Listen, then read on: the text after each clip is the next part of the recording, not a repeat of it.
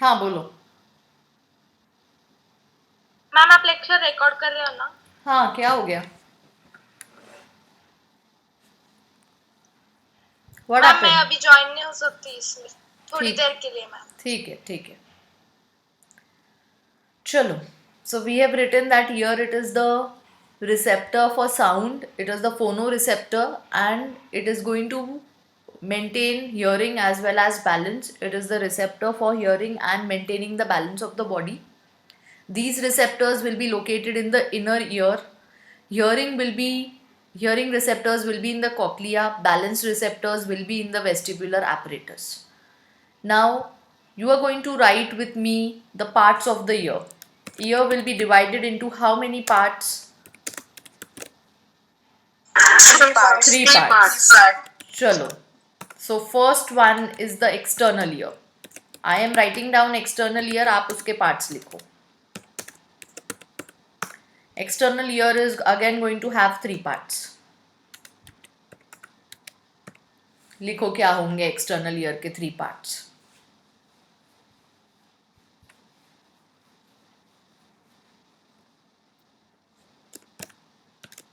With the pinna you are going to write it is elastic cartilage,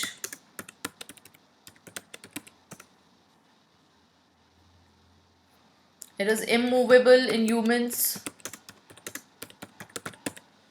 so we say that the pinna muscles, they are vestigial in humans. Pinna muscles, they are vestigial in humans.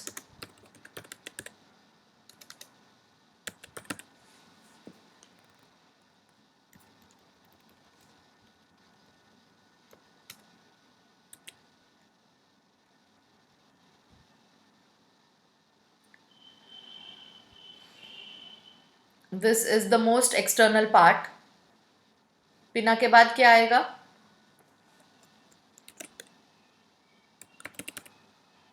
Auditory canal. हाँ, external auditory meatus और external auditory canal. Now you have to write it is a 2.5 centimeters long tube or canal. It is going to be lined by sebaceous glands.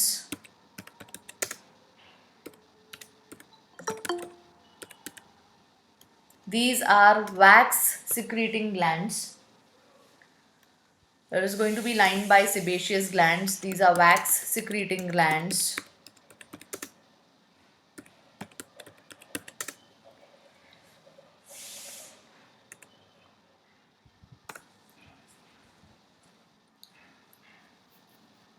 They clear the dust in this passage, which is coming from outside with the sound waves, so that the eardrum is clean. Eardrum should not have any dust particles.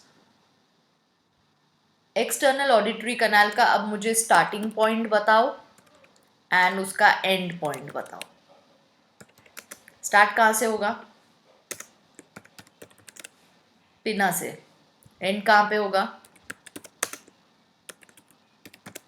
Year drum पे. What is the other name for ear drum? Tympanic membrane. I want you to write down these points like these only, because all these will be MCQs with the external auditory canal. It is going to be starting from the pinna, ending at the tympanic membrane. It's a 2.5 centimeters long tube. It's a bony tube.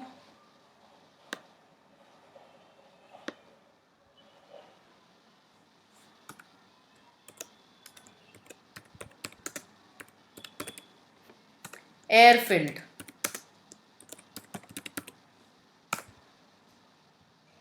It's lined by wax secreting glands. जो ये लिखा था यहीं पे लिखो. They are cereminous glands.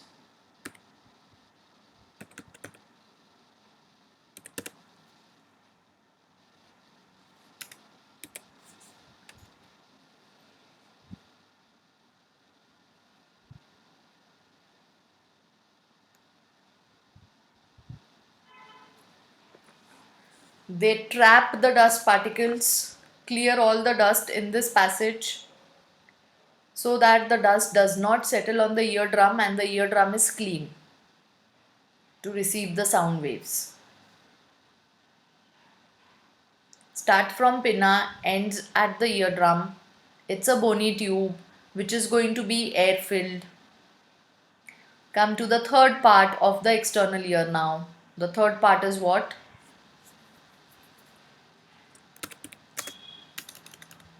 The eardrum or the tympanic membrane.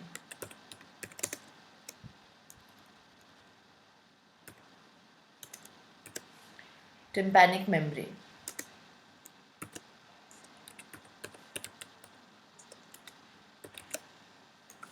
चलो. Now मुझे बोलो, it is made up of what from outside, what is inside, towards the inside, and what is in between. We have done this yesterday. Mucous membrane towards the inside and skin towards the outside. Yes.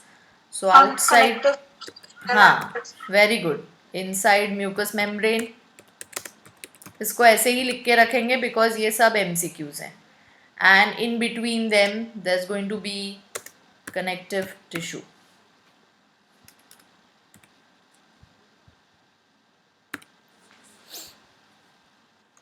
It's a thin, delicate structure. So we are concerned कि ये burst नहीं होना चाहिए.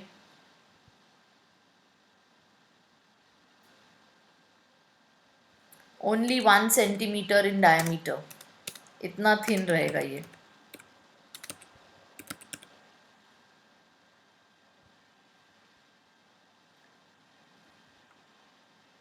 It's a pear-shaped structure, if at all its shape comes.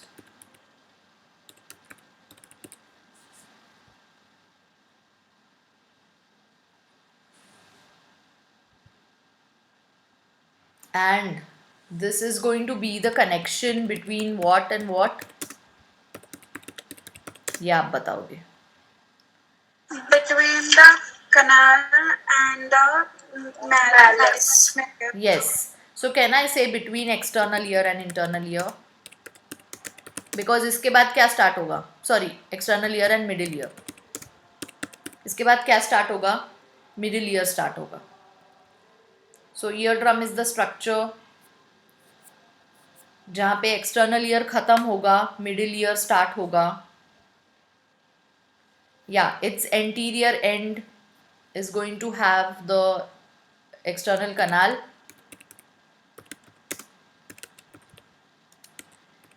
And then this side there will be the malleus, which is the ear ossicle. So ये part है external ear, ये part है middle ear. चलो, quickly write down all these points. So we are done with the 3 parts of the external ear. That is the pinna, then the external auditory canal, and then the eardrum or the tympanic membrane. Pinna is going to receive the sound waves. These sound waves are going to travel through the external auditory canal to the eardrum, and the eardrum, it is going to vibrate. हम जैसे drum बजाते हैं वैसे vibrations होंगे उसके membrane पे. So it will vibrate on receiving sound waves.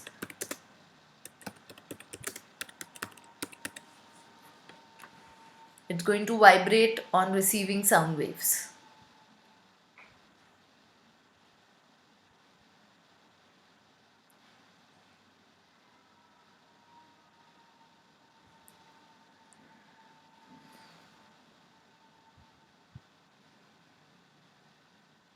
Chalo. This is our external ear, this is the pinna, the external auditory canal, and the eardrum. This is the tympanic membrane. Now come to the middle ear. Middle ear is going to be made up of 3 bones. Okay, it's a air filled cavity. आप लोग लिखोगे air filled cavity है. It's going to have 3 bones. So ये 3 bones के साथ I'm going to write Miss has. So you write down Malleus is what shaped, Incus is what shaped, Stapes is what shaped. बेटा सब लोग लिखो, आपका भी प्रैक्टिस होगा and you will remember while writing. आप लिखोगे तो आपको याद रहेगा.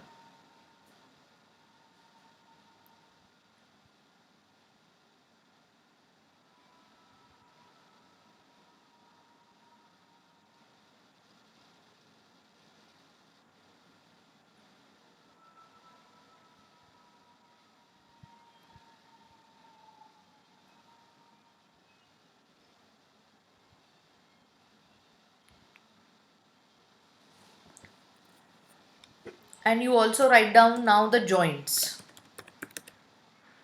One between the malleus and incus, and second between incus and stapes. So write down the joints.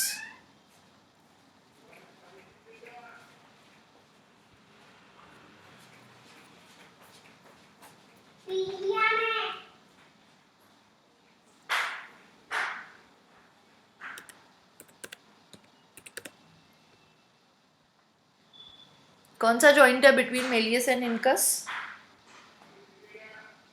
Hinge joint. Yes. And between incus and stapes?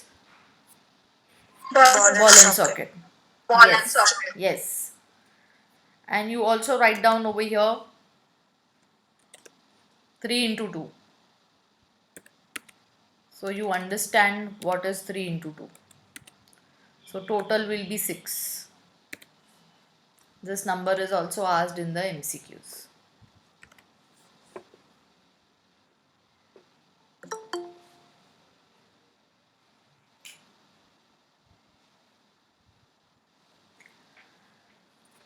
Now you tell me which of them is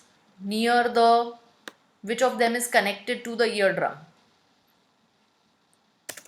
Malleus. Yes. Malleus. So here you will write, this is connected to eardrum. And stapes is connected to what?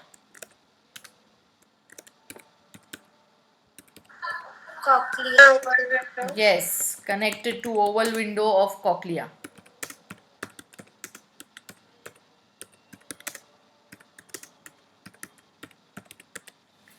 Now you tell me which ear ossicle is connected to external ear? Malleus. Yes. Malleus. And which is connected to internal ear? Stapes. So you are going to get MCQs like this also. So eardrum के साथ हम लिखेंगे external ear है ये. Eardrum is part of external ear.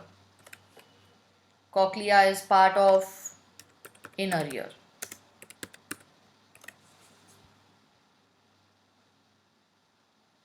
Incus is going to be in between. Incus is anvil shaped.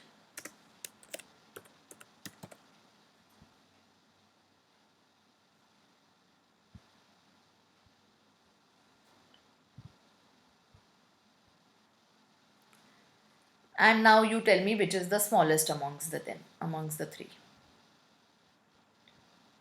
Stapes. Yes. Stapes. So this stapes is the smallest. In fact, it is the smallest bone in the body.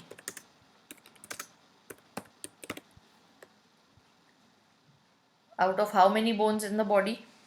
How many total bones are there in the body?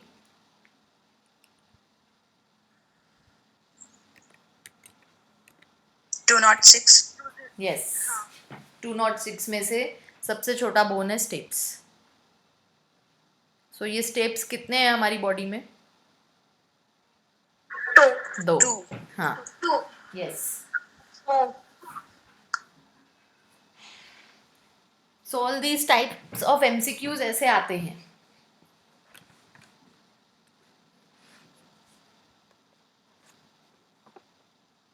This is also a air filled cavity. Now there is one more structure present in the middle ear. कौन बताएगा वो structure क्या है? Eustachian tube. Very good. Very good. Eustachian tube. What is it going to do? Okay, first tell me its connection. It's going to start from middle ear and go where? Pharynx. Yes. Going to start from middle ear and go to the pharynx. It is going to equalize the pressure on both the sides of eardrum. So अगर कोई loud sound है तो थोड़ा सा sound waves middle ear cavity से चले जाएंगे in the pharynx.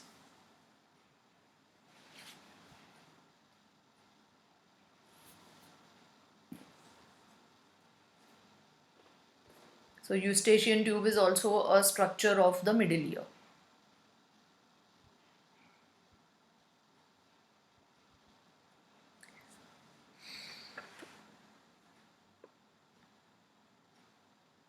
Chalo. Come next now. You tell me the third part now, that is the inner ear, is going to have what two structures? First, cochlea. Cochlea and vestibular. Second, vestibular apparatus.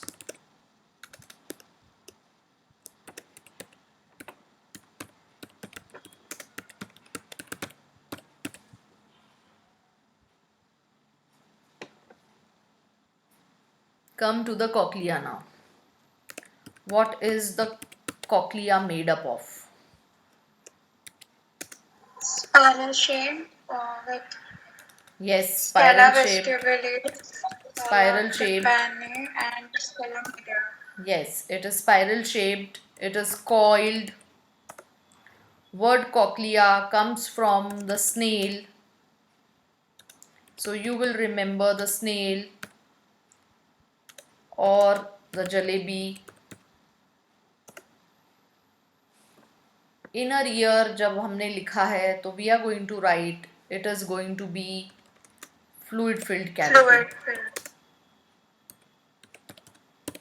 हमारा external और middle ear is air filled cavity, but the inner ear is fluid filled cavity. So both the cochlea and vestibular apparatus are going to be present in a fluid. The cochlea is spiral shaped, it is coiled. It is going to have the receptor for hearing. It's going to have the receptor for hearing.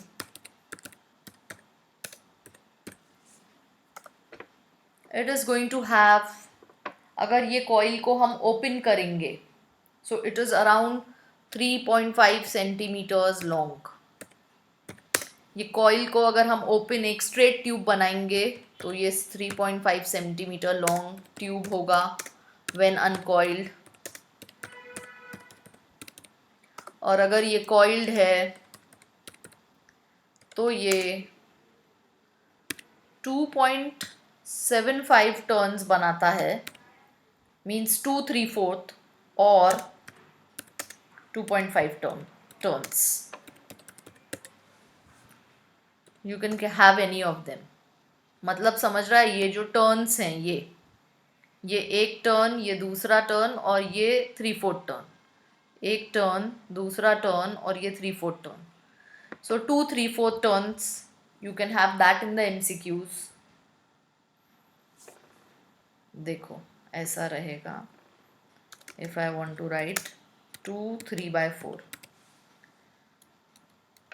2/3 turns or 2.5 turns or 2.75 turns. It is going to have 3 canals.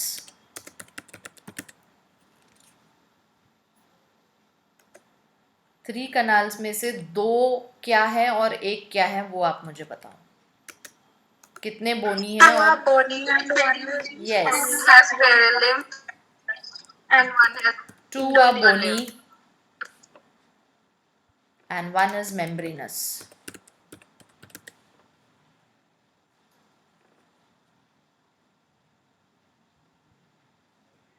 two are bony, one is membranous. और ये दो बोनी के बीच में रहता है एक membranes canal.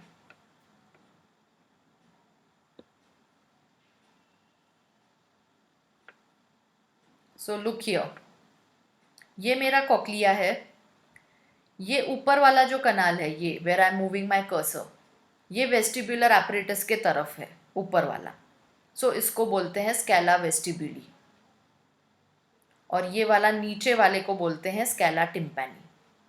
So this upper one which is towards the vestibular apparatus, ये होता है स्कैला वेस्टिबुला. तो ये जो टू बोनी है, they are scala vestibuli and scala tympani. They are going to be filled with what? Perilymph. Perilymph. Very good. One is membranous, it is between them, it is the scala media. This is going to have endolymph. Endolymph. Very clear. Very clear. And this scala media is going to have the receptor organ. This scala media is actually going to have the receptor organ for what? For hearing or for balance? Hearing. For hearing. Balance. Balance? Cochlea में कौन सा receptor रहता है, hearing का कि balance का? Yes, ma'am, I got. हाँ. So this scala media in the cochlea is going to have the receptor for hearing. MCQ. Scala vestibuli, scala tympani, scala media में से किस में रहेगा रिसेप्टर? तो वो स्कैला मीडिया में रहेगा. यहाँ आता है कि पेरीलिम्फ और एंडोलिम्फ में से रिसेप्टर ऑर्गन किस में प्रेजेंट रहेगा? बोलो, किस में प्रेजेंट रहेगा? एंडोलिम्फ में. Yes, endolymph.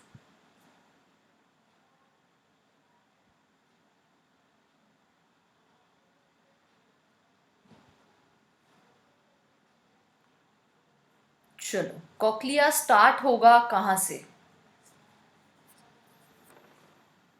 Stapes. Oval window से. Steps is the middle ear. So steps आके अटैच होगा ओवल विंडो को. और ओवल विंडो से कौन सा स्कैला चालू होगा? Scala vestibuli. Yes, Scala vestibuli. Scala vestibuli. Oval window से स्कैला वेस्टिब्यूली. तो फिर राउंड विंडो किसके साथ रिलेटेड रहेगा? Scala Tympani. Tympani. Good. Round window scala tympani, oval window scala vestibuli. ये दोनों oval and round windows are going to connect और are going to separate middle ear from inner year.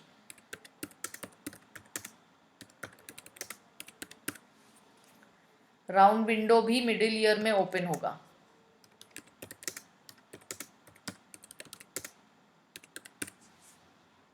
And फिर से अगर यहाँ से कुछ साउंड वेव्स जो बहुत लाउड है वो वापस आए हैं स्कैला टिम्पैनी से मिडिल ईयर में, तो वो कहाँ जाएंगे न्यूट्रलाइज करने के लिए? वो प्रेशर यूस्टेशियन ट्यूब में. So oval and round windows, they are going to be the structures which will separate middle ear from the inner ear.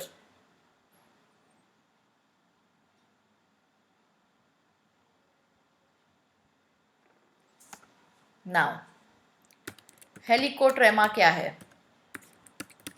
Ma'am, the point where scala vestibuli and scala tympani meet. Yes, बाहर के दोनों structures जहाँ पे meet करेंगे, Scala वेस्टिब्यूली और Scala टिम्पैनी, ये यहाँ पे देखो. This point where the scala vestibuli and the scala tympani they meet over here is going to be the helicotrema. So ऐसे भी क्वेश्चन आता है कि helicotrema is present in external ear, middle ear और inner ear? Inner ear. Inner ear. Yes, yes. Helicotrema is going to be the meeting point of scala vestibuli and scala tympani.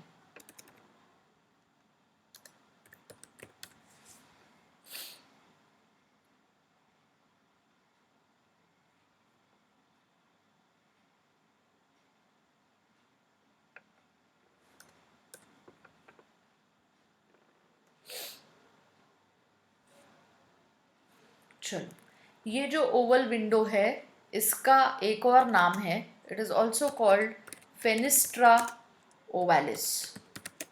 This oval window, it is also called fenestra ओवालिस.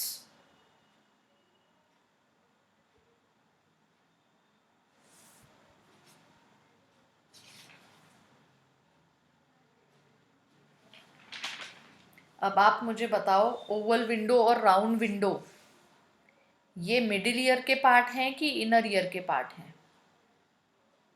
Inner ear. हाँ, inner ear के. ये गलती नहीं करनी है. Steps तक अपना middle ear खत्म हो जाएगा. ओवल विंडो और राउंड विंडो ये कॉक्लिया के पार्ट्स हैं, और अगर हम कॉक्लिया बोल रहे हैं तो ये इनर ईयर के पार्ट्स हैं. So cochlea is going to have 3 canals जो हमने लिखे हैं अभी यहाँ पे, जिसमें से 2 बोनी हैं और 1 मेम्ब्रेनस है. तो अगर मेरे पास 3 कनाल हैं तो उसको सेपरेट करने वाली 2 मेम्ब्रेन्स होगी.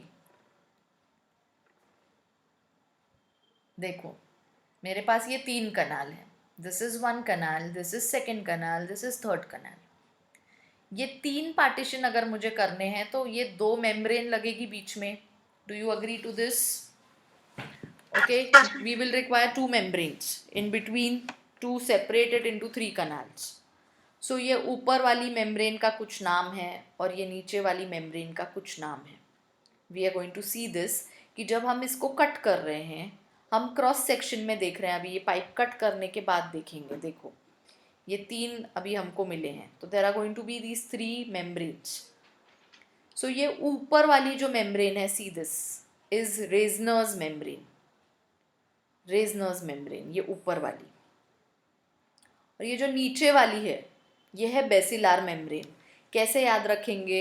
जो base side, towards the base side आ रही है वो बेसिलार मेम्ब्रेन होगी. दिस इज रेजनर्स मेम्ब्रेन, ऊपर वाली. Reissner's membrane, basilar membrane. Cochlea is going to have 3 canals. देखो, 1, 2, 3. These 3 canals are separated by 2 membranes. These 3 canals are separated by 3 membranes. Sorry, by 2 membranes. 3 canals हैं, 2 membranes हैं. First is Reznor's membrane, second is basilar membrane.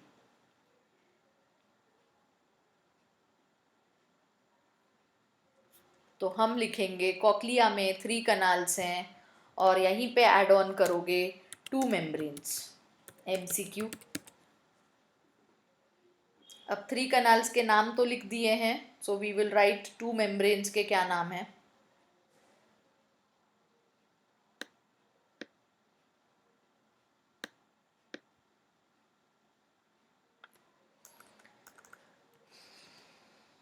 Two membranes.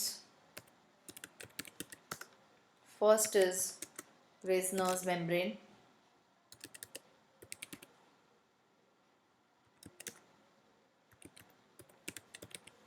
Second is basilar membrane.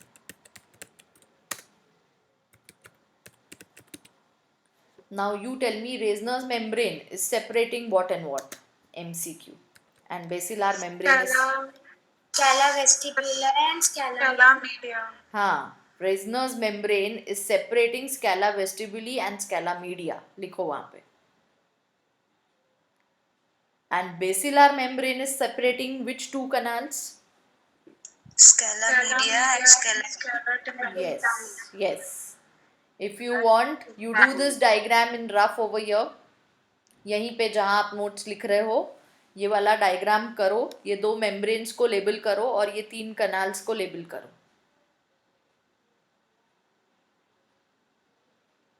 जल्दी से बना लो, easy diagram है. I am sure you will be able to do it, इसलिए I am not doing it on the board. Okay,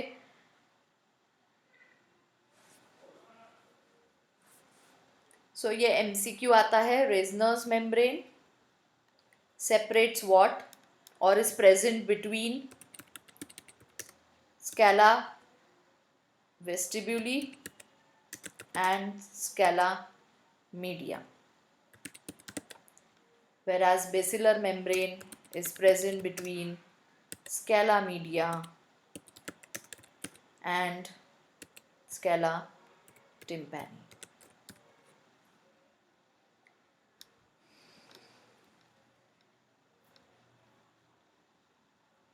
अब यहीं पे appreciate करो Oval window, ये स्कैला वेस्टिब्यूली के साथ एसोसिएटेड है और राउंड विंडो ये स्कैला टिम्पैनी के साथ एसोसिएटेड है. MCQs again. And then scala vestibuli and scala tympani are filled with perilymph. Scala media is going to contain endolymph.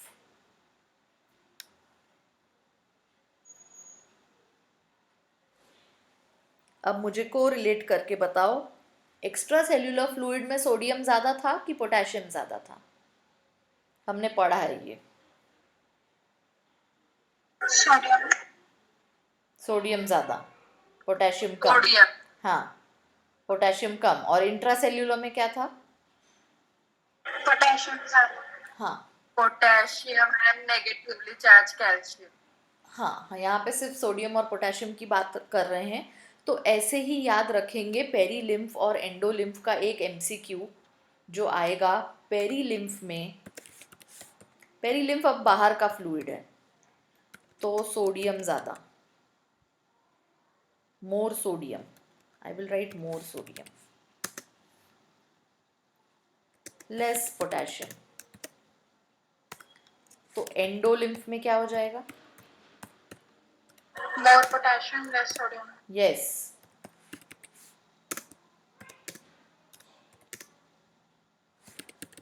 हमको इसके डिटेल में नहीं जाना है, बट हमने यही चीज़ नर्व मेम्ब्रेन के कंटेक्स्ट में की है तो इसको वैसे ही बस याद रखेंगे. बिकॉज एक आधे बार आपको ये MCQ मिलेगा रेफरेंस टेक्स्ट बुक्स में. It's not there in NCERT, but you will get it कि पेरीलिम्फ में सोडियम ज़्यादा रहेगा कि पोटेशियम ज़्यादा रहेगा. हम यही याद रखेंगे कि जो बाहर वाला फ्लूइड है it's going to have more sodium less potassium. अंदर वाला जो फ्लूइड है it's going to have more potassium less sodium.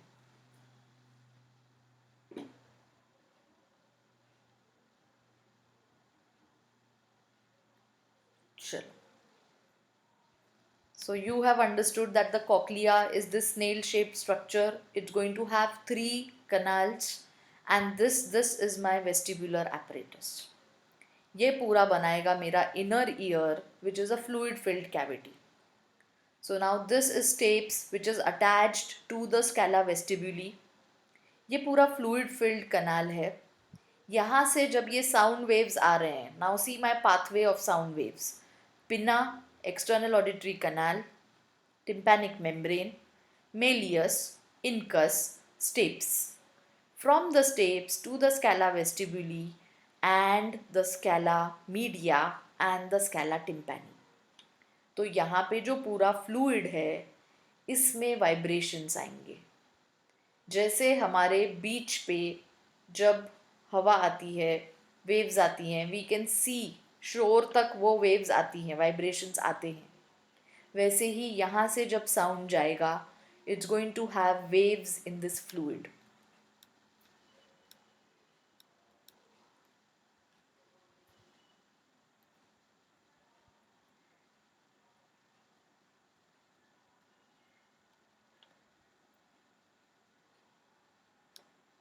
या सी,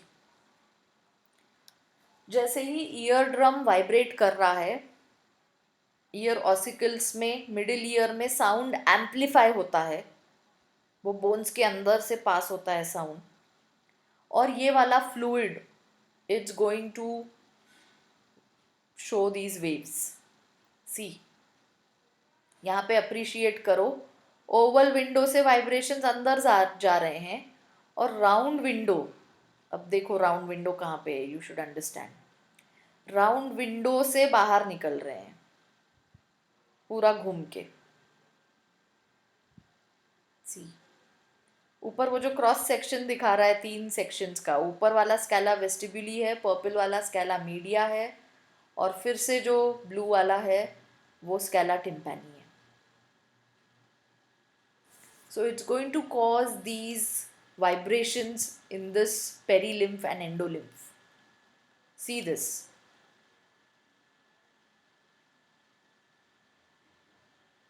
स्पेशली ये जो बेसिलार मेम्ब्रेन में जो ये रिपल्स होंगे, ये जो वेव्स होंगी, उसकी वजह से हमको साउंड का परसेप्शन मिलता है, बिकॉज बेसिलार मेम्ब्रेन पे हमारा अभी रिसेप्टर्स लोकेटेड हैं।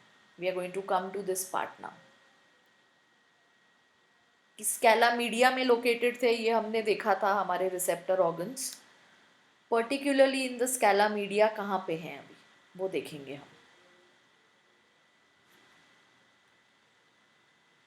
सो from this diagram you tell me, scala media का बेस कौन बना रहा है और स्कैला मीडिया का फ्लोर कौन बना रहा है? Base basilar membrane and roof, sorry, base and floor is one thing. हाँ, बेस बेसिलार मेम्ब्रेन और रूफ, resinous membrane. हाँ। सो स्कैला मीडिया के बेसिलार मेम्ब्रेन पे लोकेटेड है हमारा receptor organ, which is called organ of Kotai. This is organ of Kotai which is located Scala media के ये base पे, मतलब ये मेरा बेसिलार मेम्ब्रेन है, यहाँ पे लोकेटेड है ऑर्गन ऑफ कोटाई। सो हम लिखेंगे हमारे पॉइंट्स में, समझ के लिखो, हाँ। बेसिलार मेम्ब्रेन जो है, this is the floor of Scala media. See that you have understood this sentence.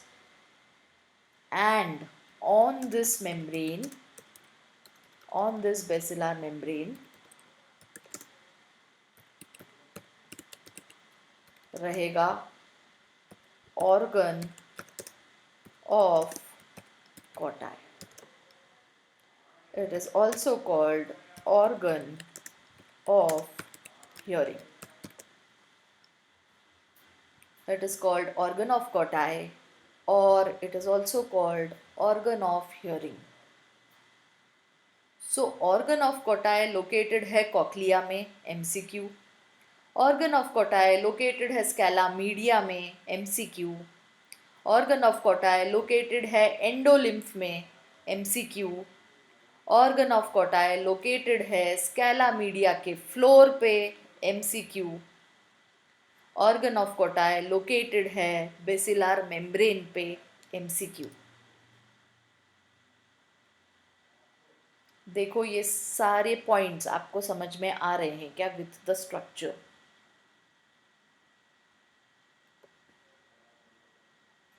And now we are going to see what the organ of Kotai is made up of. हम अभी देखेंगे कि organ of Kotai कैसे बना हुआ रहता है. So before we do these complex diagrams, look at the board now, all of you, so that you quickly understand what is organ of Kotai.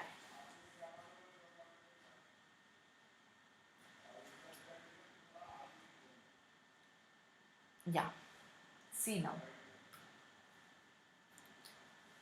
ये मेरी बेसिलार मेम्ब्रेन है और ये ऊपर वाली मेरी रेजनर्स मेम्ब्रेन होगी। सो ये बीच की स्पेस क्या होगी? If this is the Reissner's membrane and this is the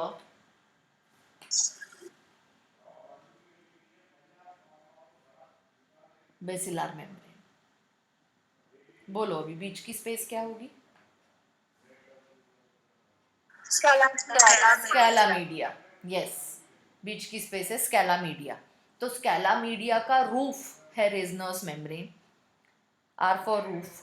scala media का बेस है बेसिलार मेम्ब्रेन। इसी को बेस भी बोलेंगे या फ्लोर भी बोलेंगे। ये बेसिलार मेम्ब्रेन पे these structures are going to be located, which are going to be these long cells जिनका नाम है hair cells।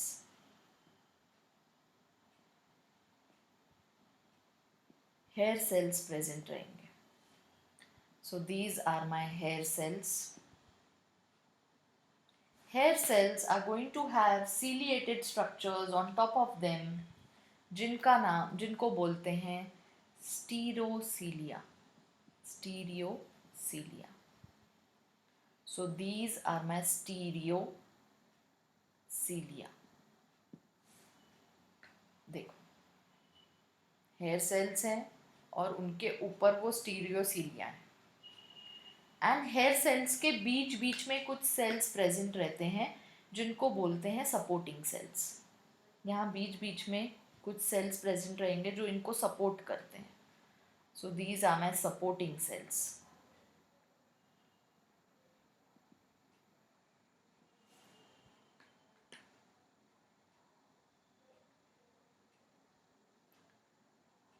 एंड यहाँ पे ऊपर अभी एक मेम्ब्रेन प्रेजेंट रहेगा। A jelly-like membrane is present over here on top. This is called the tectoral membrane। Tectoral membrane।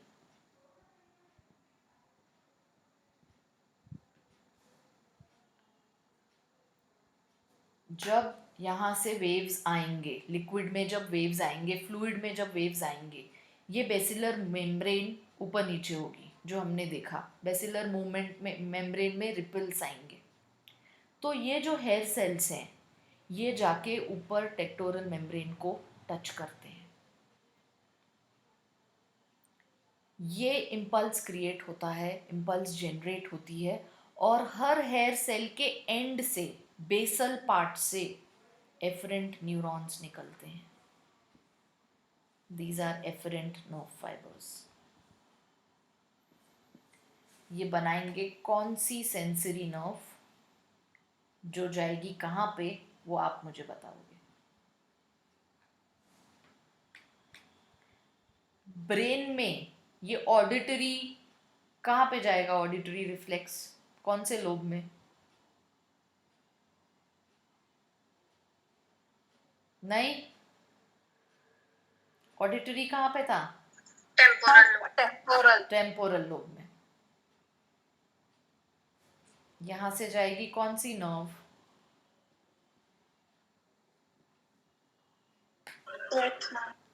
Auditory nerve.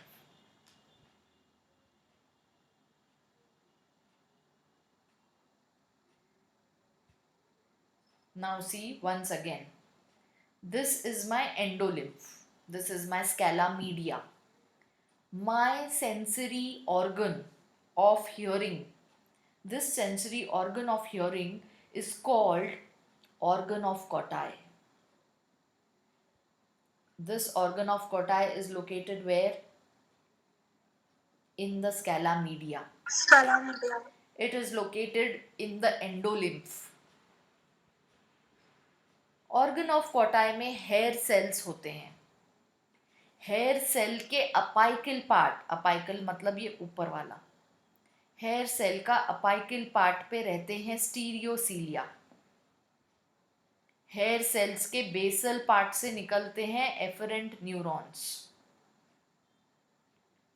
और ये स्टीरियोसीलिया के ऊपर एक मेम्ब्रेन होती है, जिलेटिनस मेम्ब्रेन, विच इज, ये बेसिलार मेम्ब्रेन से ही निकली हुई रहती है पर यहाँ ऊपर प्रेजेंट रहती है। This is called tectorial membrane. जब अब साउंड आएगा, साउंड आ रहा है पिन्ना से एक्सटर्नल ऑडिटरी कनाल, एक्सटर्नल ऑडिटरी कनाल से ईयर ड्रम से मेलियस इनका स्टेप्स से ये फ्लूइड में मूवमेंट्स दे रहा है, तो बेसिलर मेम्ब्रेन मूव हो रही है, यहाँ मूव होगी, ये बेसिलर मेम्ब्रेन मूव होगी, तो ये हेयर सेल्स ऊपर नीचे होंगे, ये ऊपर नीचे होंगे, तो ये जो मेरे स्टीरियोसीलिया हैं यहाँ टच करेंगे टेक्टोरल मेम्ब्रेन पे, और एक एक वर्ड जो मैं बोल रही हूँ उसकी फ्रीक्वेंसी वो कंबाइन होके जाता है टेम्पोरल लोब के पास, auditory cortex, auditory centre. If I am saying any word, supposingly pen, तो वो वहाँ पे वैसे टच करते हैं, and then it goes to your brain through this auditory nerve. अब आपको पता है एक पेन क्या होती है, so you can identify. Pen बोला तो आपको समझ में आ रहा है कि वो क्या होता है. Again your memory and your previous experience, जो वर्ड्स आपके सुने हुए हैं उसके बारे में आपको समझ में आता है. नाउ इफ आई से cochlea, you can understand what is cochlea. You can understand what is cochlea. But जब तक हमने कॉक्लिया नहीं सीखा था, आपको नहीं समझता था कि कॉक्लिया कौन सा स्ट्रक्चर है. कॉक्लिया बोला तो वो क्या होता है आपको नहीं पता था.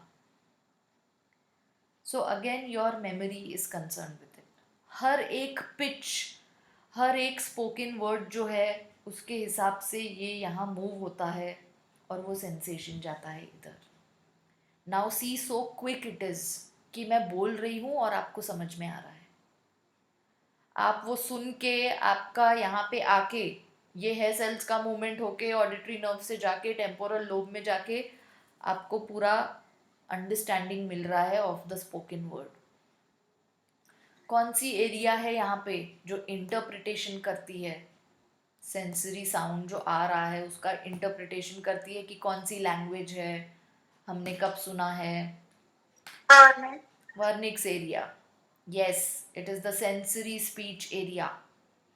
मतलब जो हम बोल रहे हैं उसका इंटरप्रिटेशन पूरा होगा यहाँ पे वर्निक्स एरिया में और ऑडिटरी लोब में, auditory area which is in the temporal lobe. You are going to understand language. You are going to understand कि ये हिंदी लैंग्वेज है, ये इंग्लिश है, ये मराठी है. जो लैंग्वेजेस आपको पता है वो आपकी मेमोरी में फीड है, आप रिकॉग्नाइज कर सकोगे. इफ़ आई स्पीक तमिल और आपको तमिल नहीं पता है तो आपको कुछ नहीं समझेगा, आपको ये नहीं समझेगा कि वो तमिल लैंग्वेज है, बट आप साउंड सुन सकोगे. You can hear that sound but you can not interpret it. Meaning saying कि साउंड वेव्स जितने भी यहाँ से मिलेंगे वो ये हेयर सेल्स का मूवमेंट होके आपको कुछ ना कुछ सुनाई देगा. Now whether you understand what is spoken or you don't understand depends on what do you know about that object. किसी चीज़ के बारे में आपको डिटेल में पता रहता है, किसी चीज़ के बारे में आपको नहीं पता रहता है. अब कंपेयर करो, कॉक्लिया के बारे में जितना आपको डिटेल में पता है, अब मैं कॉक्लिया बोल रही हूँ तो you can at least remember 5 things about the cochlea because ये आपकी मेमोरी में गए हैं अभी. बट इफ़ आई से vestibular apparatus, do you know 5 things about the vestibular apparatus? You only know one thing, that is part of the inner ear. Okay, so vestibular apparatus बोलने से भी आपको समझ में आ रहा है, कॉक्लिया बोलने से भी आपको समझ में आ रहा है, बट हम कॉक्लिया बोल रहे हैं तो आप को रिलेट कर सक रहे हो और 3-4 चीज़ें उसके साथ, because you know its structure. Vestibular apparatus का स्ट्रक्चर हमको अभी तक नहीं पता है. Alright, so this is the organ of Kotai. This is what is going to happen when the sound waves, they are going to travel from the external ear to the middle ear to the inner ear. ये जो inner ear में जो हमारा fluid है उसमें waves आएंगे, उसमें movement होगी, and that fluid से जो basilar membrane की भी movement होगी, तो ये वाले hair cells move होंगे और ये टेक्टोरल मेम्ब्रेन को जाके टच करेंगे. हमको पिच भी समझ में आती है साउंड की. अगर हम सॉफ्टली बात कर रहे हैं तो वो बहुत सॉफ्टली टच होंगे टेक्टोरल मेम्ब्रेन को. यू कैन अंडरस्टैंड कि सामने वाला पर्सन सॉफ्टली बात कर रहा है. अगर हम जोर से, कोई सामने वाला जोर से बात कर रहा है तो हमको वो पिच सुनाई देती है. That pitch is also going to be recorded. उसके हिसाब से मूवमेंट होता है हेयर सेल्स का. So that is how you understand कि जो साउंड आ रहा है वो सॉफ्ट स्पोकन है क्या या वो लाउड स्पोकन है क्या. You understand all this and then you understand from person to person also. घर में आपकी मम्मी आपको आवाज़ दे रही है कि आपकी दादी आपको आवाज़ दे रही है. You understand from their tone, you understand from their voice. Because आपकी मम्मी की आवाज़ अलग होगी, आपकी दादी की आवाज़ अलग होगी. हमको समझ में आता है. ओके जैसे आप सबका वॉइस अभी मुझे समझ में आता है कि कौन सा स्टूडेंट आंसर दे रहा है. बिकॉज मैंने 2-3 बार नोटिस कर लिया कि okay this voice is of this student. So now without even seeing the student I can understand कि ये किसकी आवाज़ आ रही है. That is the particular voice जो यहाँ पे आपको सुनाई देगी और यहाँ पे टच होगी. तो हर एक का पिच, हर एक का जो वॉइस है वो आप समझ भी सकते हो. ऐसे पर्टिकुलरली टच होगा यहाँ पे tectorial membrane and it's going to produce sound. It's going to produce the signal for this sound waves which are coming. So understand the complexity. हम लोग सिर्फ सिंपल में देख रहे हैं. For you it is only in the simple form. We are not going to go into details. See, these are the hair cells. These are the stereocilia. And ये ऊपर का टेक्टोरल मेम्ब्रेन. ये हेयर सेल्स हैं, ये स्टीरियोसीलिया हैं और ये ऊपर की टेक्टोरल मेम्ब्रेन है. See these are the stereocilia. ये हेयर सेल्स हैं और ये नीचे से जाएंगे neurons, efferent neurons to the brain. Brain के ऑडिटरी एरिया में which is the temporal lobe. So scala vestibuli को वेस्टिबुलर कनाल भी बोलते हैं, स्कैला टिम्पैनी को टिम्पैनिक कनाल भी बोलते हैं और स्कैला मीडिया को कॉक्लियर डक्ट भी बोलते हैं. Cochlear duct. This cochlear duct or the scala media is going to have this structure which is called organ of Corti. Organ of Corti में ये hair cells हैं, supporting cells रहेंगे, ऊपर स्टीरियोसीलिया रहेंगे और ये वाली टेक्टोरल मेम्ब्रेन है देखो. एंड ये नर्व देखो जो निकल रही है अभी. This is the auditory nerve. This is the auditory nerve.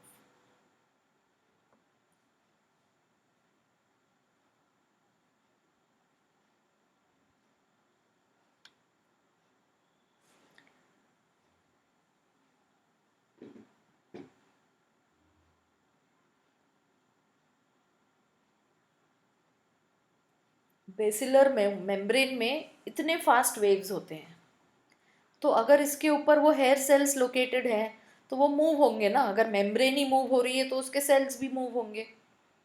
तो ऊपर की टेक्टोरल मेम्ब्रेन को वो टच करेंगे, बार बार टच करेंगे, नीचे आएंगे, टच करेंगे, नीचे आएंगे, डिपेंडिंग ऑन क्या फ्रीक्वेंसी से साउंड वेव्स आ रहे हैं. एक एक वर्ड ऐसे बनता है आपकी मेमोरी में. So see, it is so fast. I'm speaking and you can understand.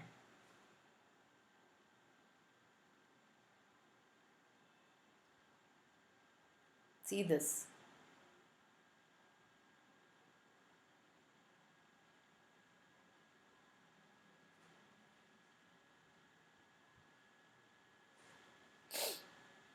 See वो टेक्टोरल मेम्ब्रेन हिलेगा.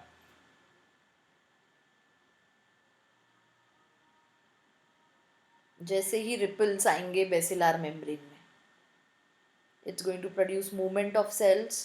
सी नीचे की बेसिलार मेम्ब्रेन मूव होगी तो हेयर सेल्स मूव होंगे और फिर टेक्टोरल मेम्ब्रेन पे वो जाके टच करेंगे. जब वो जाके टच करेंगे तो एक एक साउंड का वहाँ पे इंटरप्रिटेशन होगा. अलग अलग उसका रिजल्ट बनेगा एक एक साउंड का. अभी मैं रिजल्ट बोल रही हूँ, आपको रिजल्ट समझ रहा है बिकॉज वो र ई स ल ट ये सब बन रहा है वहाँ पे और जा रहा है आपकी ब्रेन के पास. Now we also know what we mean by the word result, इसलिए आपको समझ में आ रहा है कि रिजल्ट मतलब क्या होता है.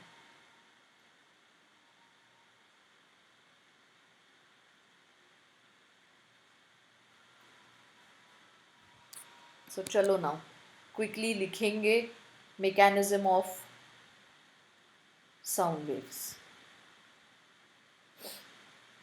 mechanism of hearing, and then we end the lecture. So you are going to help me out writing this. सबसे पहले पिना, पिना के बाद आप डाउन एरोज डाल के लिखते जाओ फटाफट. पिना के बाद बोलो.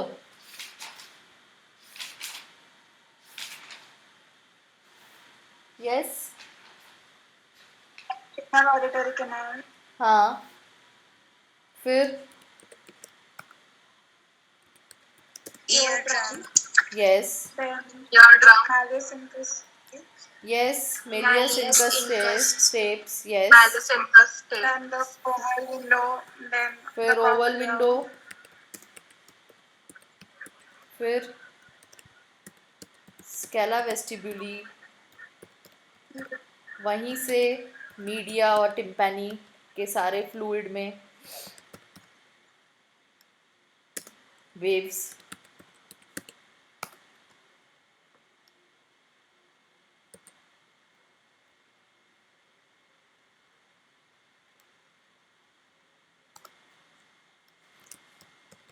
ripples in the basilar membrane.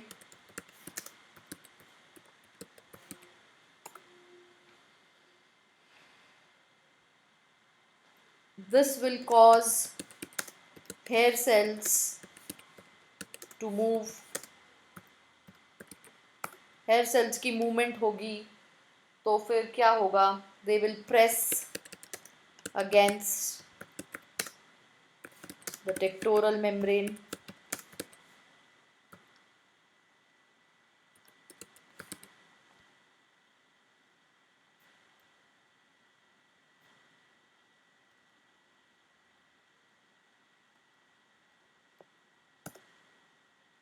आगे. Excuse me, मैम रिपल्स मतलब वो इंडोलेंस का फ्लो क्या? रिपल्स मतलब वो वेव्स ही, हाई फ्रीक्वेंसी Okay. मूवमेंट्स जो हमने वो फिगर्स में देखे थे, वो जो ब्लू हाँ, वाला मूव हो देखो, रहा था. हाँ, okay. okay. This will generate impulse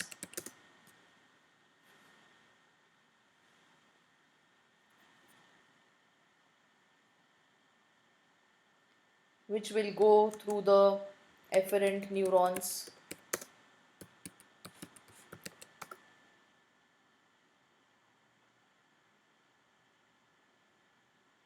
Auditory canal. Through the auditory nerve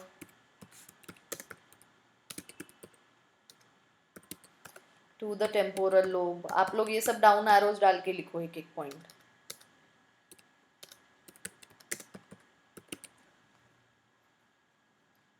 efferent neurons कहाँ पे रहेंगे? बेस पे रहेंगे हेयर सेल्स के.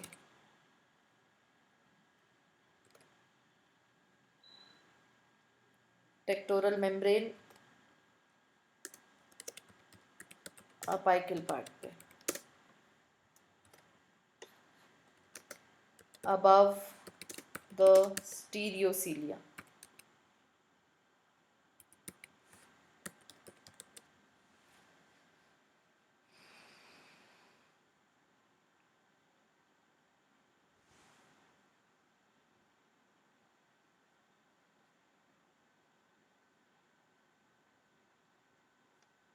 एंड देन टेम्पोरल लोब में जो आपका ऑडिटरी एरिया है, that is going to receive the sound.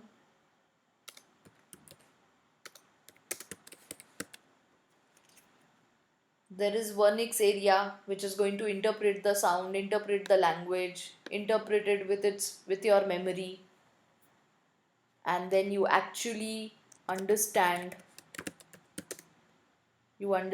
the spoken word.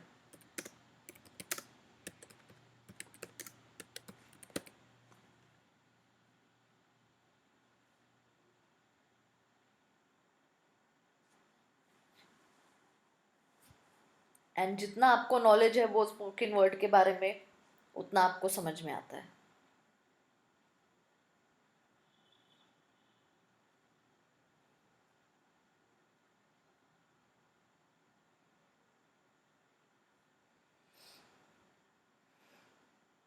चलो, डन ऑल ऑफ यू.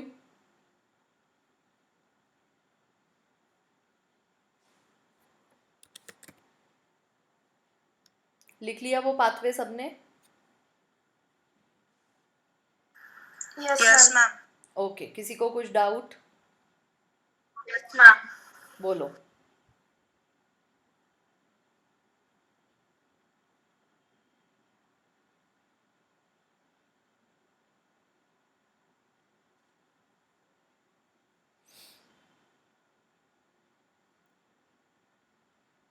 कुछ डाउट है तो बोलो.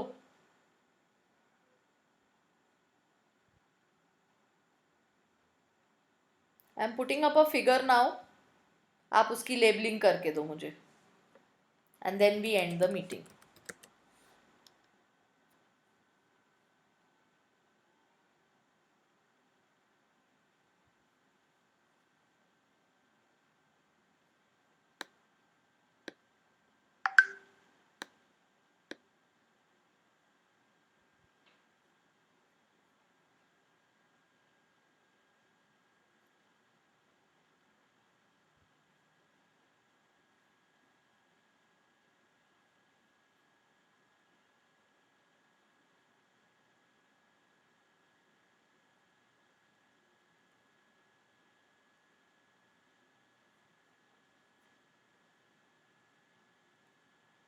Can you see the figure? No. नहीं दिख रहा है? Oh, yeah. Now I can see. हाँ Yeah. हाँ, चलो लेबलिंग करो फटाफट. 20 लेबलिंग्स करनी है आपको. जल्दी से करो 5 मिनट्स में, एंड देन वी एंड.